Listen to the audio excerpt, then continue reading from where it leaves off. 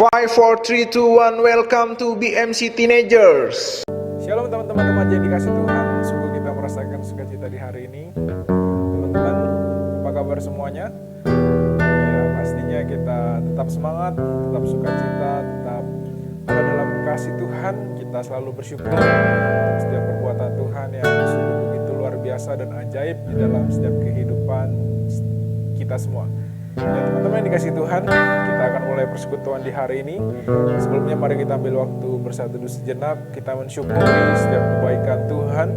Kita tahu Tuhan kita begitu baik, Tuhan kita begitu senantiasa mengasihi setiap kita, baik teman-teman yang ada di rumah maupun setiap kita yang mengikuti persekutuan hari ini. Mari kita ambil waktu bersatu dulu sejenak.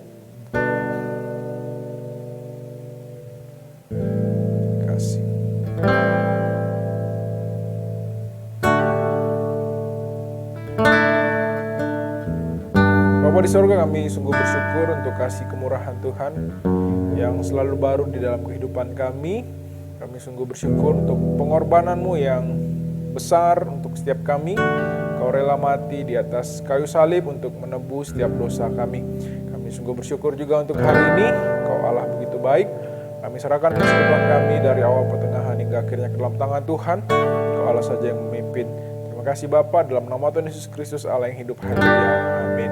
Mari teman-teman yang dikasihi Tuhan, teman-teman yang ada di rumah, kita responi kebaikan Tuhan dengan satu lagu, Ku Bersyukur Bapa. Terima kasih Tuhan.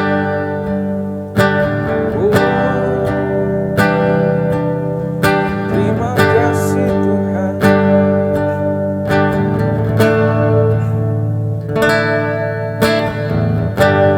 Banyak yang Kau buat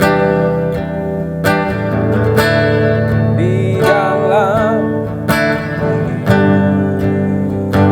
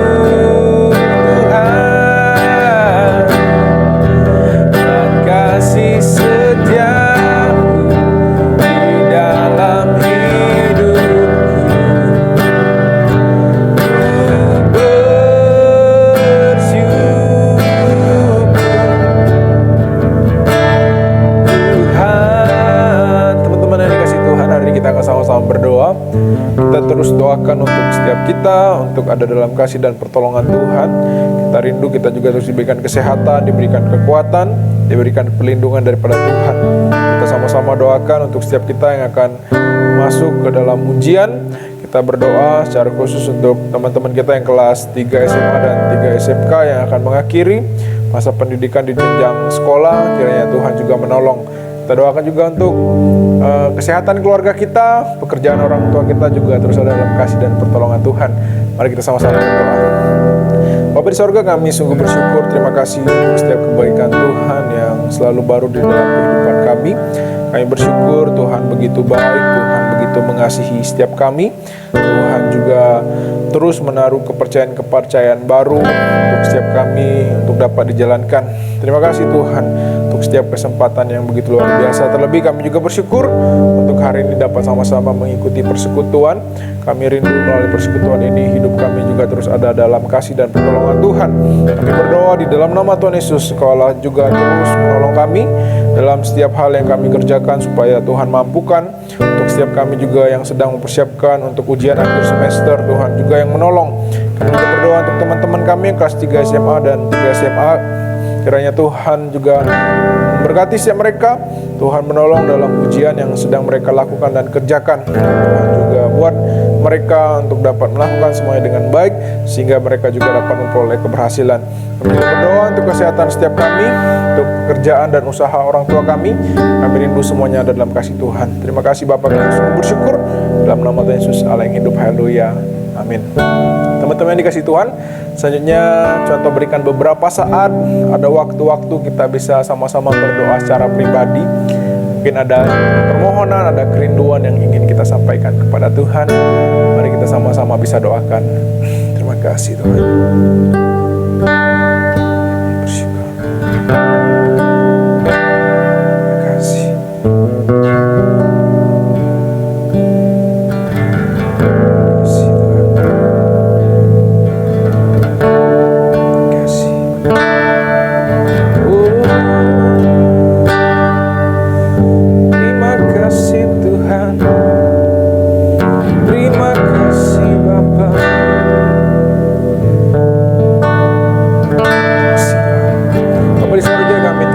Sanggup menolong setiap kami, Kau sanggup mengangkat setiap keadaan kami, dan kami percaya Kau juga sanggup menunjukkan mujizat Tuhan atas setiap kehidupan kami.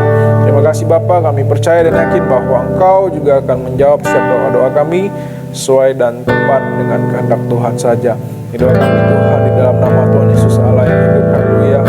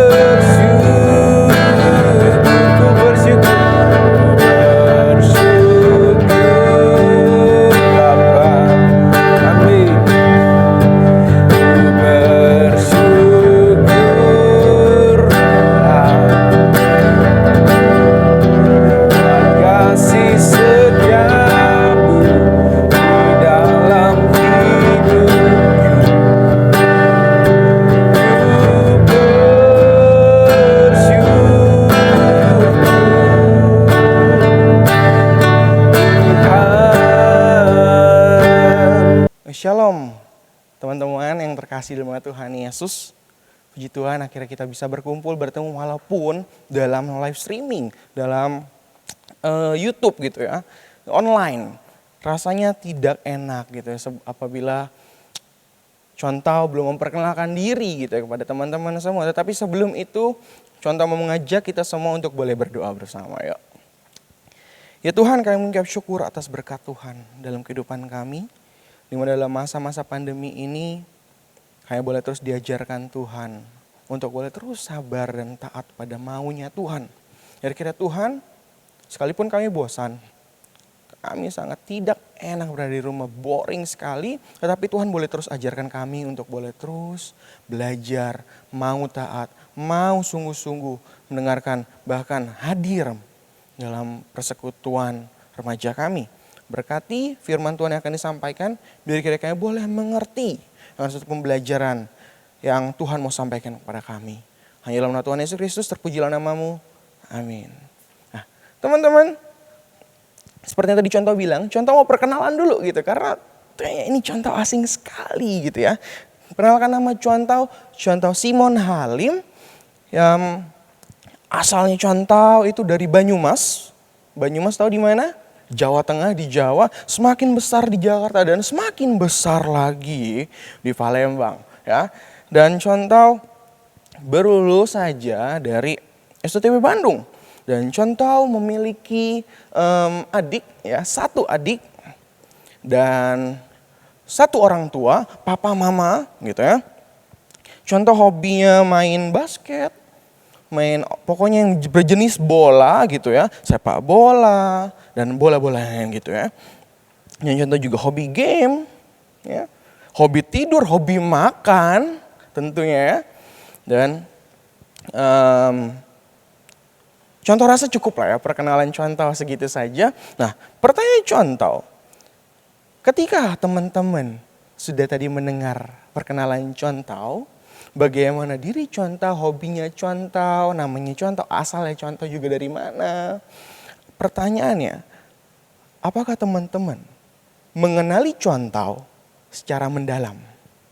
Apakah teman-teman langsung tahu, oh contoh Simon ini orangnya itu seperti ini, A, B, C, D, E, F, G, H, I, J, K, sampai Z. Apakah ketika mendengar tadi, contoh Simon ternyata seperti ini ya orangnya. Oh, orangnya sabar mungkin. Atau orangnya pendiam mungkin. Dan banyak hal. Ya. Apalagi berbicara mengenai soal orang yang kita sayangi, kita cintai gitu ya. Ketika kita mengenali orang tersebut, saya suka sama dia. Ketika kita menyatakan diri seperti itu, kita berarti memiliki pola pikir, wah, dia manis sekali. Dia memiliki sifat yang baik. Dia memiliki sifat yang sangat saya sukai. Yang seturut dengan kriteria saya mungkin. Dan sepertinya orang ini bisa seperti kriteria yang sudah saya list ini gitu ya. Tapi pertanyaannya lagi kembali. Apakah kita benar-benar mengenali orang tersebut? Orang yang kita sayangi, yang kita cintai secara mendalam. Demikian juga pengenalan kita terhadap Tuhan Yesus. Kita mengenal dari kecil, bahkan kita diajarkan dari sekolah minggu, kan? Beranjak kita menuju anak besar gitu, TKB gitu, taman kanak-kanak besar, terus lalu remaja. Kita mengenal sosok Tuhan Yesus dalam kehidupan kita. Tetapi apakah kita benar-benar mengenal Tuhan Yesus sebagai juru selamat dalam kehidupan kita? Apakah kita mengenal bagaimana sifat Yesus? Kita tahu, Tuhan Yesus itu baik. Tuhan Yesus itu maha besar dan bla bla bla bla. Apakah kita benar-benar memahami dia sebagaimana Tuhan kita? Nah, teman-teman, kita mau baca satu bagian firman Tuhan, bahkan suatu tema yang mengajarkan kita, yaitu pengenalan akan Allah. Yang contoh ambil dari 1 Yohanes 2 ayat 1 sampai yang ke-6. Ya. Di mana pada bagian ini LAI memberikan judul Kristus pengantara kita. Ya. Di ayat yang pertama dikatakan, anak-anakku, hal-hal ini kutuliskan kepada kamu supaya kamu jangan berbuat dosa. Namun jika seorang berbuat dosa, kita mempunyai seorang pengantara pada Bapa, yaitu Yesus Kristus yang adil. Dan ayat yang kedua dikatakan, dan ia adalah pendamaian untuk segala dosa kita dan bukan untuk dosa kita saja, melainkan juga untuk dosa seluruh dunia. Barang siapa berkata, aku mengenal dia, tetapi ia tidak menuruti perintahnya, ia adalah seorang pendusta. Dan di dalamnya tidak ada kebenaran. Tetapi barang siapa menuruti firman-Nya, di dalam orang itu sungguh sudah sempurna kasih Allah. Dengan itulah kita ketahui bahwa kita ada di dalam Dia. Barang siapa mengatakan bahwa ia ada di dalam Dia, ia wajib hidup sama seperti Kristus telah hidup. Nah, kita melihat bagaimana Rasul Paulus yang pada saat itu berada di Efesus, dia menuliskan suatu surat tentang ini gitu. Kristus sebagai pengantara kita. Mengapa kok Yohanes menuliskan bagian ini? Karena pada saat itu banyak sekali pengajar-pengajar sesat yang ingin menyesatkan orang percaya. Iman orang percaya yang pengenalan akan Tuhannya hanya sebatas, iya saya kenal Tuhan saya, Tuhan Yesus, Tuhan yang baik. Hanya sebatas itu saja. Yang tidak menyatakan bagaimana Tuhan itu adalah Kristus, Tuhan Yesus adalah Tuhan. Sehingga pengajaran-pengajaran ini itu menyesatkan banyak orang. Dan inilah Rasul Yohanes. Dia menyampaikan bahwa kebenaran sejati, bahwa pengenalan yang sejatinya, pengenalan akan Allah yang benar adalah demikian. Di mana poin yang pertama yang harus kita pelajari itu bagaimana kita dapat mengenal Allah dengan benar. Di poin yang pertama yaitu kita harus tidak berbuat dosa. Di ayat yang pertama, kalau kita melihat, anak-anakku, hal-hal ini kutuliskan kepada kamu supaya kamu jangan berbuat dosa. Atau jangan berbuat dosa ini berarti kita boleh menyangkal diri kita boleh menjaga diri kita dari segala setiap apapun yang boleh terjadi. Bahkan dikatakan, namun jika seseorang berbuat dosa, kita mempunyai seorang pengantara pada Bapa yaitu Yesus Kristus. Dikatakan apa? Kalau kita sudah berdosa, apabila kita sudah berdosa, kita memiliki pengantara. Dosa-dosa kita sudah ditebuskan. Lantas apa? Bukan semata-mata oleh karena kan ada pengantara Tuhan. Maka dari itu saya bebas dong. Ketika saya berdosa, nanti ada Tuhan lagi yang mengantarai. Atau ada Tuhan lagi yang menebus dosa saya.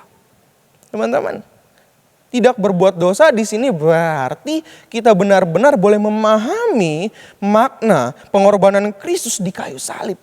Bagaimana kita benar-benar menyadari bahwa Kristus telah benar-benar memulihkan, menjadi pengantara, penghubung relasi kita dengan Tuhan kita. Dan tidak berbuat dosa ini bukanlah perkara yang mudah, betul nggak? Apalagi kalau kita dalam ulangan, gitu. Ulangan kepepet. Waduh, kalau saya nanti dapat jelek, nanti nggak dapat uang jajan. Kalau saya dapat jelek, balik-balik. Kena gebuk bapak mama ini. Kena siram cukup pempek kalau kan. Terus kalau misalkan dapat jelek, aduh nanti saya nggak naik kelas, nanti saya dapat ranking terakhir, nanti saya dibilang bodoh, saya takut. Maka dari itu saya bolehlah mencoba bantuan. Kalau kenapa tidak gitu kan? Di Want to Be Millionaire aja boleh gitu kan. Ada pilihan A, tanya papa mama atau tanya teman gitu ya. Tapi kita lebih memilih tanya teman, betul? Kita tanya teman, gimana? Ini berapa ayatnya? Ini biasa kalau misalkan A, B, C, D gini kan. A, B, C, D. A berapa. Oh B, oh iya oke. Q gitu kan. Terus kalau misalkan apa jawabannya esai. Coba lihat. Pura-pura diangkat gitu kan. Sudahlah klasik gitu ya. Bagaimana kita jadinya dalam keadaan tertekan berbuat dosa. Dan inilah teman-teman. Banyak hal lagi contoh-contoh itu dalam sekolah. Mungkin juga di dalam rumah. Kita kan mager gitu. Apalagi online begini.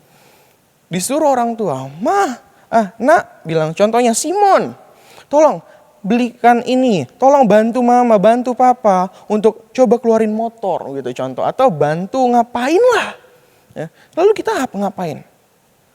Males, mager. Terus mama bilang lagi, orang tua bilang, kok kamu kerjanya mager-mager aja gitu-gitu kan. Tugas gak dikerjain. Kerjanya main Mobile Legends, Free Fire gitu kan. Main apa lagi? Hago, main TikTok gitu kan. Wah, terus giliran di gitu kita gak suka. Kita melawan orang tua kita. Kita marah-marah balik lagi. Lah kenapa? Aku udah capek belajar bla bla bla dengan segenap alasan kita. Tidak berbuat dosa bukanlah perkara yang mudah teman-teman. Tetapi menjadi perkara yang bisa kita atasi kalau kita mau. Kalau kita mengenal Tuhan. Pengenalan kita akan Tuhan membawa hidup kita untuk lebih dekat lagi kepada Tuhan. Serta menjauhi setiap dosa-dosa. Setiap tindakan-tindakan yang kita tahu itu tidak baik. Yang menghasilkan dosa. Pasti kita akan jauhkan itu. Maka dari itu teman-teman. Tidak berbuat dosa berarti kita boleh menyangkal diri kita, boleh menahan setiap emosi kita meredam. Bahkan juga boleh terus tahu kebenaran firman Tuhan. Ketika misalkan kita mau berbuat dosa, kita ingat, oh iya, Tuhan gak mengajarkan saya menyontek. Tuhan gak mengajarkan saya mencuri. Tuhan gak mengajarkan saya merokok. Karena saya tahu ketika saya merokok, saya menghancurkan tubuh. Dan tubuh adalah bait Allahnya Tuhan. Sekalipun tidak tertulis dalam Alkitab. Ya, bagaimana kita harus boleh bertahan dalam iman kita untuk tidak berbuat dosa. Ya, bukan semata-mata kita bermain dengan dosa karena Tuhan sudah menjadi pengantara kita. Tapi kita benar-benar mengimani dan menjaga setiap perilaku kita dalam berbagai macam aspek di sekolah, di rumah, dan dimanapun itu dalam pergaulan kita. Agar kita boleh terus menyenangkan hati Tuhan. Dan yang kedua, bagaimana kita dapat mengenal Allah lebih dalam lagi. Kita dapat mengenali Allah sebagaimana Tuhan Allah kita. Di mana di ayat yang ketiga dikatakan, dan inilah tandanya bahwa kita mengenal Allah, yaitu jikalau kita menuruti perintah-perintahnya. Contoh ulangi sekali lagi, jikalau kita menuruti perintah-perintahnya. Pada bagian ini Yohanes menegaskan bagaimana kalau kita mengatakan mengenal Tuhan. Karena banyak sekali orang percaya yang bilang, ya saya kenal, saya tahu, oh Tuhan Yesus itu yang hebat, yang melakukan banyak mujizat. Yang banyak sekali melakukan tindakan-tindakan superior, hebat. Tetapi sejatinya mereka hanya sekedar tahu sebatas itu saja. Mereka tahu pengajaran Tuhan, apa yang diajarkan Tuhan, tetapi apakah mereka melakukannya? Bahkan orang-orang Farisi pun tahu kebenaran firman Tuhan. Mereka tahu dari A sampai Z, hukum Taurat Musa, hukum atau firman Tuhan dari Allah sendiri. Tetapi apakah mereka melakukannya? Malahan mereka menjadikan firman Tuhan menjadi alat sebagai menyerang, menindas sesamanya. Teman-teman, melakukan firman-Nya adalah bukti sebagaimana kita mengenali Tuhan dengan dalam. Melakukan firman-Nya tentu kita sudah tahu apa yang diajarkan firman Tuhan. Tidak perlu contoh jabarkan, contoh jelaskan lebih detail lagi apa yang firman Tuhan katakan. Gitu ya. Misalkan tentang menyontek, terus apa lagi? Tentang keluarga kepada orang tua, tentang pergaulan, tentang bagaimana kita berdoa, tentang bagaimana kita harus menghadapi masalah. Tentu teman-teman udah tahu. Bahkan hamba-hamba Tuhan sebelumnya, contoh-contoh sebelumnya, musuh-musuh sebelumnya pasti mengajarkan hal demikian. Ya kan? Bagaimana kita harus melakukan firman Tuhan. Ya kan? Melakukan firman Tuhan ini juga bukanlah perkara yang sangat mudah. Malahan sangat sulit. Ya. Pengenalan akan Tuhan kita yang benar berarti kita memahami apa yang menjadi Tuhan yang memahami apa yang Tuhan mau dalam kehidupan kita. Contoh, seandainya kita mengenali pasangan kita, pacar kita sudah kenal dia dengan dalam. Kita gak nanya lagi tuh, kamu mau makan apa? Terus dijawab lagi, terserah. Kita bingung, wah bingung gitu, mau makan apa? Mie celor Mang Edi, gak mau. Maman gak mau gitu kan, salah. Tapi kalau kita benar-benar mengenali pasangan kita, ketika dia bilang terserah, oke. At least kita tahu punya list gitu ya. Dia berarti biasanya kemarin suka makannya pecel lele atau makannya dan boba-bobaan per boba-bobaan. Gitu. Kita tahu, jadi kalau begitu kita bilang mau boba atau mau pecel lele atau apapun itu. At least dia kalau misalkan gak mau baru dia ngomong gitu kan. Tapi setidaknya kita tahu apa yang menjadi keinginan dia. Kita tahu apa yang menjadi kesukaannya dia. Karena apa? Kita mengenali dia lebih dalam lagi. Melewati berbagai macam masalah. Keributan, berantem setiap hari gitu ya. Satu pengenalan gitu ya kepada manusia. Tapi berbeda dengan Tuhan. Pengenalan akan Tuhan itu kita berarti keinginan, desire kita, hasrat kita untuk terus membaca Kita mau tahu apa yang Tuhan mau, apa yang Tuhan sukai. Kita bisa berpacaran dengan orang yang kita kasihi. Kita mau menghabiskan waktu untuk bersama-sama dengan dia. Kita mau menghabiskan banyak sekali uang. Dan apapun itu, demi apa? Kita dapat tahu apa yang menjadi kesukaannya.